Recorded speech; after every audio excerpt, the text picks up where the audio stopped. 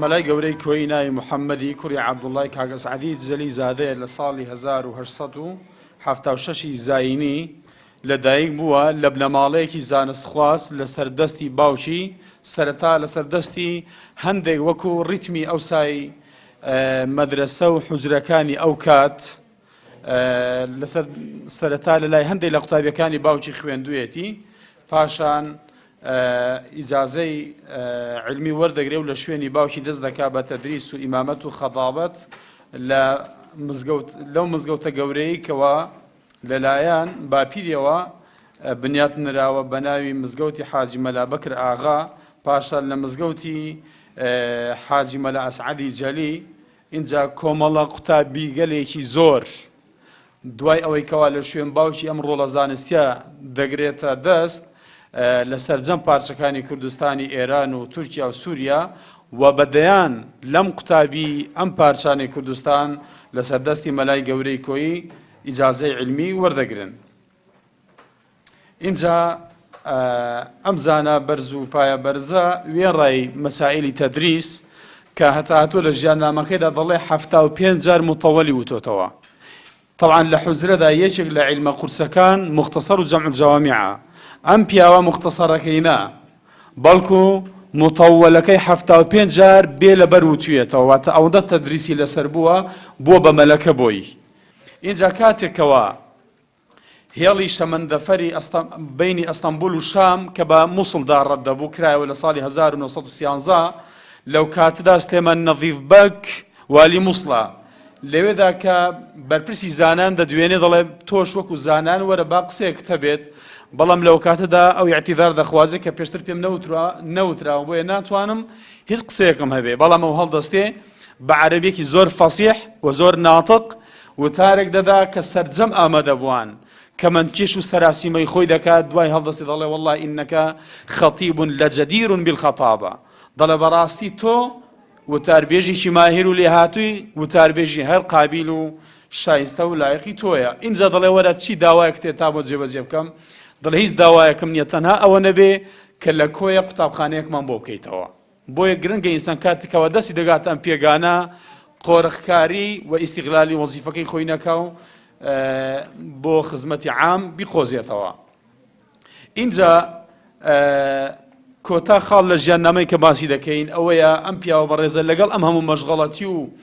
بوار و کایە و مەیدان و مەجالانەی کەوا خۆی تێدا وەکو شواسوار و موسلیحێک خۆی تێدا بینیوەتەوە جا گەورەی ئەم پیاوە و هەموو ریفۆرم خواز و موسلیحێک لەوەدایە کە بەڕێزان تەنها لە دنیای قسە و گوتار و ئەندێشەدا ئینسان خۆی نەبینێتەوە بەڵکو عەمەلیەن لە مەیداندا بێتە مەیدانی ئەم فکری کەوا خۆی دێکا بۆیە زانان دەڵێن بۆچی فەیلسوفەکان نەیانتوانیوە لە مەیدانی عەمەلیدا ئەو گۆڕانکاریە بکەن بە وێنی ئەوەی کە پێغەمبەران کردویانە سەلامی خوا لەسەر بێ دەڵێن هۆکارەکەی ئەوەیە فەیلسوفەکان تەنها بە فکر و بە ئەندێشە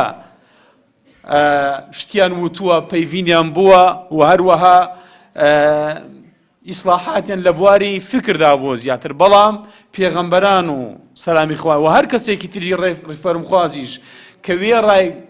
گوتار و مەقالی اینجا عەمەلیەنی شاد بێتە مەیدان بێگومان کاریگەری زۆری بووە جایشی لەم پیاوانە کە عەمەلیەن هاتوتە مەیدان لە بواری سیاسیدا ئەندامی ئەنجومەنی نوێنەرانی عێراق بووە هەتا دەڵێ ئەو ڕۆژەی کەوا هوجوم کرایە سەر هێرش کرایە سەر پەرلەمانی عێراق یەکی لەوانی کە هەڵنەهات مەلای گەورەی کۆی بوو لێیان پرسی وتیان تۆ بۆ ڕاد نەکرد وتی بۆ ڕاکەم یەکەم من موسڵمانم دووەم مەلام سێەم کوردم واتە ئەمانە هەرسێکیان هۆکارن بۆ یەکە ئینسان مەیدان جێنەهێڵێت. اینجا لە کۆتا ساتەکانی ژیانیدا دەستیکرد بە نووسینی تەفسیر کە یەکێکە لە دیارترین و شاکارەکانی مەلای گەورەی کۆی بە زمانی کوردی نووسیوێتی و مەلا عەبدولقادری کانی دڵبەندی خۆی تەفسیرەکەی سەپەرشتی کردەوە و نووسیوێتەوە و خۆشی دەڵێت خۆزیە لە پەنای تەماعکردنی ئەم کتێبە لە بنقاچی مەلای گەورەی کۆی وێنەیەکی منیش دادەنرا کە مەعەل ئەسەف ئەم تەفسیرە چاپیش کرا و وێنەی ئەم پیاوەی هەرتێدا نەهاتووە مەگەر لە پەراوێزی تەفسیرەکەیدا نەبێت. اینجا بەڕێزان بابەینە سەر ئەسڵی مەبەسمان کە بریتیە لە پێگەی ئافرەت لای مەلای گەورەی کۆیی. مەلای گەورەی کۆیی یەکێکی ترە لەم ئەستێرە درەوشاوانەی ئاسمانی خزمەت بە ماف و پێگە و ڕۆڵی ئافرەت لە کۆمەڵگەدا. طبعا ژن لە لای مەلای گەورەی کۆی یعنی جوانی وەکو چۆن خی گەورە دەفەرمێ زوین للناس حب الشهوات من النساء والبنين والقناطير المقنطرة لە ڕیزبەندی جوانیەکاندا مەلای گەورەی کۆی ئافرەت بە جوانی دنیا باسەکە و دەفەرمێت ژن زینەتی دنیانە حەبیبی مستەفانە ئەمانەتی خوددانە قەڵاتن لە بۆ مێردان. اینجا دەڵێ بە هەموو بەشەریەت بزانێ کە ئافرەت لە نەزەر و لە ڕوانگەی شەریعەتی ئیسلامدا زۆر گەورەیە. بۆیە گرنگە ئێمەش مادەم بە خۆمان دەڵێن موسڵمان لە چاوماندا ئافرەت بریتی بێ لەم جوانە و لەم خانومان و خاوەن شەخسیەت و مەکانەتە. اینجا ژن لای مەلای گەورەی کۆی مانای زەعیفەبوون ناگەیەنێ وەکو زۆر جار ئافرەت لەگەڵ ڕێزماندا بەڕێزان ئێمە زۆر لە ڕێکخراوەکانی کۆمەڵگەی مەدنی و ڕێکخراوی ژنان و ئافرەتان دەبوو بەڕاستی بەر لەوەی ڕووبکەنە پیاوە ڕووبکەنە ئافرەتان کە خۆتان بە زەعیف مەزانن. چونکە زۆر جا ئافرەت کە گرفتی دێتە پێشی ئەڵە زەعیفێکی وەکو من ئی ئەوەیە فڵان کە زوڵمم لێ بکە، بەڵام مەلای گەورەی کۆی خۆی لەو کاتدا پێش ئەم عەسرەی خۆی بگرە پێش ئەم ڕۆژ کەوتوتەوە دەڵێ ژنیش وەکو مذەکەرە، ژنیش وەکو پیاوە، عینی ئەویش مرۆڤە بەشەرە. اینجا دێ حکمەکان باز دەکات کە بەڕاستی وەکو چۆن پیاو ئەرکی هەیە و مافی هەیە لە شانبەشانی پیاویش ئافرەت مافی هەیە و ئەرکی هەیە و ڕێز و حورمەت و پێگە و پایی خۆی پارێزراوە. ئەمەش تەعەن لە دینیشدا وە نەبێت تەنها بەس باسی ئەرکی ئافرەت کرابێ مافەقی پێش باز نەکرابێ یاخود پشتگوێ خرابێ. وەلەهن مثل الذي عليهن بالمعروف وەکو چۆن ئەرکی هەیە مافیشی هەیە، پیاویش وەکو چۆن مافی هەیە ئەرکیشی هەیە. ئەمە هەم بۆ دوونی هەم بۆ دوا ڕۆژ. بۆ دوا ڕۆژیش مەلای گەورەی کۆی لە تەفسیری ئەو ئاەتە کە دەفەرمێ من عمل صالحا من ذكر أو أنثى وهو مؤمن فلنحيينه حياة طيبة دەڵێ بۆ ئافرەتیش بەهەشت هەیە وەکو چۆن بۆ پیاوان هەیە. بۆیە لەسەر هەموو پیاوێک پێویستە کە بزانێ ئافرەت نیعمەتی خوای پەروەردگارە بۆی هەم لە دنیا هەم لە دوا ڕۆژ و شەریک و هاوبەشی ژیانیەتی لەذەت و چێژ و خۆشیەکانی دنیا و دوا ڕۆژیش تاو نابێ بەبێ ئافرەتێک کە لە پشتیەوە بێ. بگرە لە تەفسیرەکەیدا ناوی ئافرەتانێکی زۆر دەهێنێ کەم ئافرەتانە دەستیان هەبووە لە ڕاگیرکردنی ئەو مەدرسە و قوتابخانە و پەیمانگایانەی کە پیاوانێکی وەکو مەلای گەورەی کۆیان بەدیهێناوە. بۆیە باسی چەند ئافرەتێک دەکا وەکو بووک عەمبەری شەقڵاوەیی و خانزاد و ئەم ئافرەتانەکەیەکی ناویان دێنێت. بۆیە نەک هەر شەرم نییە ناوبردنی پیاوان ئافرەتان. بگرە بوون بە مامۆستای پیاوانیش لە ئیسلامدا ئیمامی بوخاری یەکێک لە مامۆستاکانی ئافرەتە. جا بەڕاستی ئەگەر لە نێو عەرەبدا ئەمەشتێکی زانراو بێ لە ناو میلەتی کووردا باریزکردن و دەرخستنی ڕۆڵی ئافرەت و پێگەی ئافرەت بە تایبەت لە ساڵانێکی وەکو چلەکاندا وەسیەکاندا بەڕاستی وەکو وەڵێی جورئەتی ویستوە ئینسان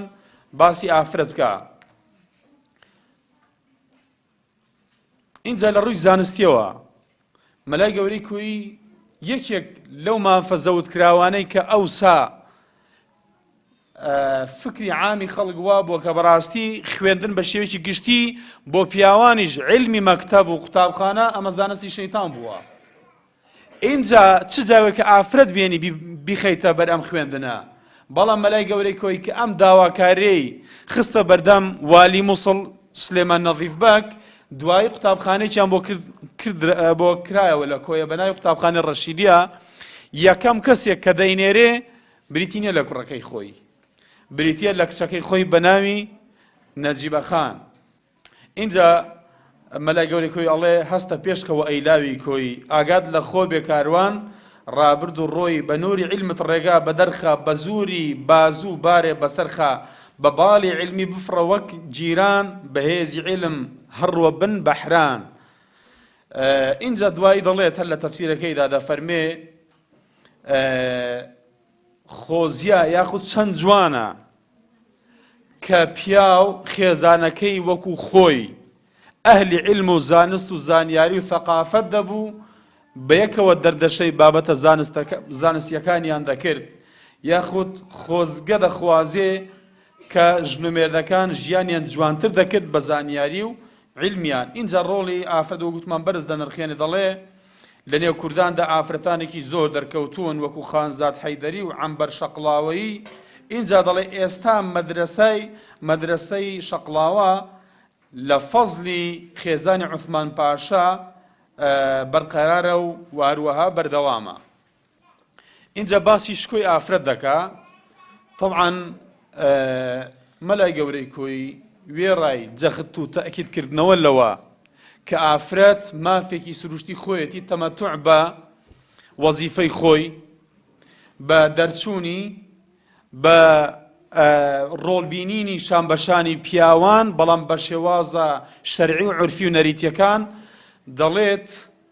مع أني من أنصار الحرية. طبعا بكردي هنا بيتي بالله مما لبلك لبحث كمان ذاك دومانة عربي ضل من لقل أودام تشجيري آفرتان ذكم كبراسي آزاد بن بلام بشوازي شوا كوا حرمته شخصيته كساتي آفرت پارێزراو بێ نەک بەو دەرەجە زیادە ڕەوەی کە ئەمڕۆی دەرچوونی ئافرەتان وای کردووە کە بەڕاستی زۆر جار نەک پیشەکەیان بگرە کەساتی خۆشیان لەدەست بدەن. ئەگەرنا ئەڵێ بە هیچ شێوەی لەگەڵ ئەوەدانی بکە ئافرەت سزم بکرێ بە هیچ پاساوێک لە چوارچێوەی دیواردا بەند بکرێ و لێ نەگەڕێندرێ بەرەو مزگەوت، بەرەو دەرس و دەور، بەرەو خوێندن، بەرەو تەعلیم یاخود بەرەو دەرزوتنەوە و ڕۆڵبینین. کۆتا خاڵکە باسی دەکەین بەڕێزان. دیارە ئەم بابەتە حەقیقەت ئینسان نازان لە کوێوە باسی بکات، بەڵام کۆتا خەڵکە باسی دەکەین بەشێک لە ڕێزی ئافرەت بەڕێزان معاشەڕە و مامەڵە و هەڵسوکەوتی جوانە لەگەڵ ئافرەتدا. دەڵێت چەند جوانە لە ماڵێکی بە نەزم و نیزام و بەسەر و بەر و گەورە و بچووک خوێندراوە لە ماڵێکدا هەمویان لە دەوری مێزی نانخواردن و هەروە خوانی خێزانی کۆ ببنەوە، مناڵەکان ئەدەب و ڕێز و حورمەتی باوک و دایک بزانن، اینجا پیا و حورمەتی خێزان بزانێ. بەڵام دەڵێ مەعەل ئەسەف لەناو زۆری لە زانایانیشماندا ئەو بێڕێزی و بێ احترامی کە بە ئافرەت دەکرێ جاهیلێک نایکات. یعنی ئەو کات ئەوەی بینیوە کە هەندێک کەس بەڕاستی بە هەندێک پاساوی عورفی یا بە پاساوی بەلاربینینی شەرعی تەعامل لەگەڵ ئافرەت کردووە جۆرێک لە محرومکردن جا لە بواری مادی بوو بێ یا معنەوی بێ بینیوێتی بۆیە وتوێتی ژن ئەگەر بە حورمەت بێ واتە بێڕێزی پێ نەکرێ،